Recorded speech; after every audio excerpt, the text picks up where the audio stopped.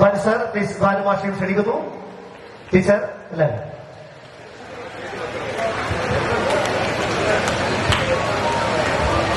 ഉച്ചവെയിലിൽ തിളയ്ക്കുന്ന ഉച്ചയിൽ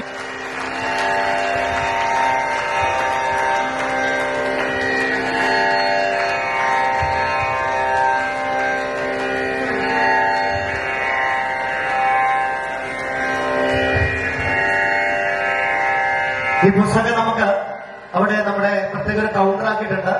200 പുസ്തകങ്ങൾ ടീച്ചർ നമുക്ക് തന്നിട്ടുണ്ട്. പുസ്തകം അശ്വരേട്ടൻ ഏറ്റുവാങ്ങിയാണ് ബാലുമാഷയുടെ കയ്യിൽ നിന്നും ഉച്ചയിൽ തിളക്കുന്ന വെയിലൂടെ എന്ന പുസ്തകം നമുക്ക് അവിടെ ലഭിക്കുന്നു. 200 പുസ്തകമുണ്ട്. ഒരു പുസ്തകത്തിന്റെ വില കേവലം 100 രൂപയാണ്. അപ്പൊ 200 പുസ്തകത്തിന് 20,000 രൂപ കിട്ടും. ആ പൈസ നമ്മുടെ ഈ ഒരു പരിപാടിയിലേക്കാണ് ടീച്ചർ നൽകുന്നത്. ആ കാര്യം കൂടി പ്രിയ ഗുരുനാഥന്മാരുടെ മുന്നിൽ വെച്ചിട്ട് കൃത്യമായി സത്യമായി നിങ്ങളോട് പറയുകയാണ്.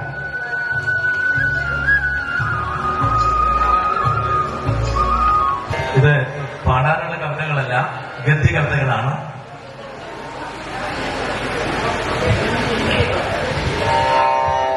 ഈ പുസ്തകത്തിലെ കവിതകളെല്ലാം ഞാൻ വായിച്ചു. ആശയം കൊണ്ട് വളരെ അഗാധതയുള്ള കവിതകളാണ് ഏതായാലും കൂടുതൽ വിസ്തരിക്കാതെ ഒരു കവിത ഞാൻ വായിക്കാം. അകവും പുറവും. വിസ്മയിപ്പിക്കുന്ന പുറം കാഴ്ചകളിൽ നിന്ന് അകം കാഴ്ചകളിലെത്തുമ്പോൾ അകത്ത് ചതവുകളും മുറിവുകളുമുണ്ട്. രക്തം കല്ലിച്ചു കിടപ്പുണ്ട്, ചോര കിനിയുന്നുണ്ട്. പുറം മിനുമിനുന്നതാണ്, വെൺതിളക്കമാണ്. ചില അകത്തളങ്ങളിൽ കുണ്ടും കുഴിയും പാമ്പിൻ മാളങ്ങളുമുണ്ട്.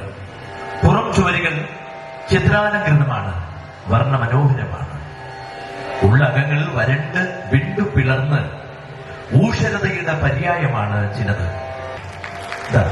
ഈ പ്രകാശനം ചെയ്ത പുസ്തകം ടീച്ചറുടെ 2ാമത്തെ പുസ്തകമാണ് ഇത്.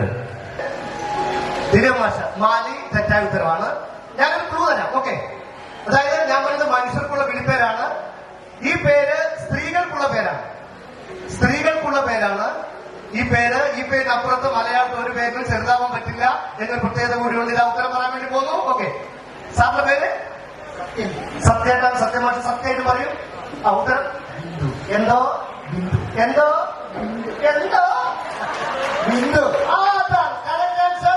ബിന്ദുവാണ്. ബിന്ദു എന്ന് പറഞ്ഞ ഡോട്ട്, ഒരു ചെറിയ മുദ്രയാണ് ബിന്ദു എന്ന് പറയുന്നത്.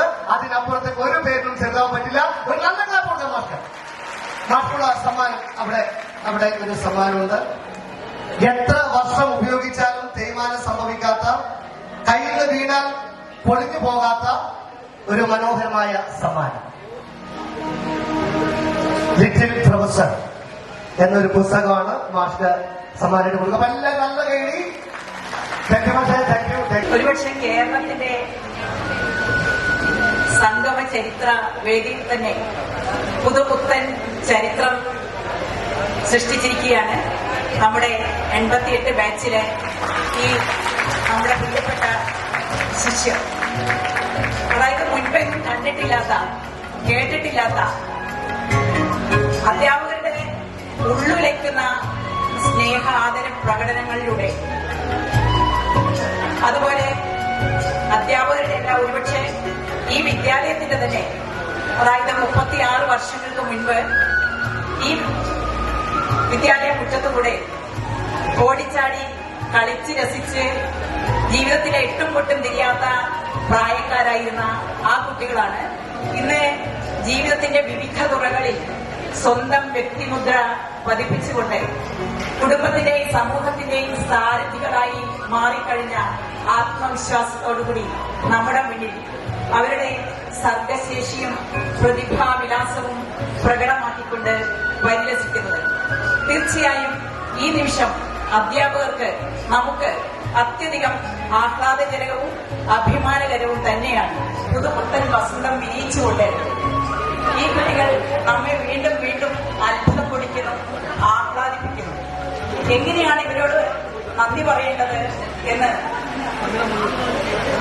വാക്കുകൾക്കും അതീതമാണ് ഇവരോട് നമുക്ക് പറയാനുള്ള ആ നന്ദി. ഒരിക്കൽ കൂടി വിജയാശംസകൾ നേരുന്നു. എല്ലാവർക്കും നന്മകൾ നേർന്നുകൊണ്ട് നിർത്തുന്നു.